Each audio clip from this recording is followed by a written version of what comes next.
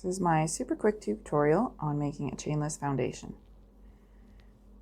Start a slip knot, chain 5, 1, 2, 3, 4, 5, double crochet into that first hole. I like to use the back bump because it keeps everything neater.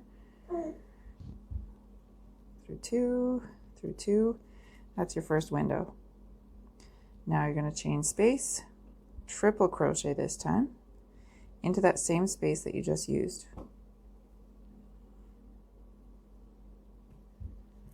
This counts as the chain at the bottom of the window. This will be your corner.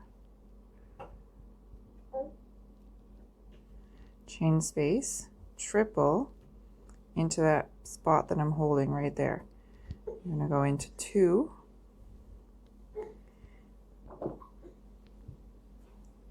That's your chain 1 at the bottom. This is where you pinch because that's the spot you're going to go into next. You hear my baby screeching a little bit, but she's okay. She's tired. And my tutorial video, I'm going to do a 10 window square. You got some windows.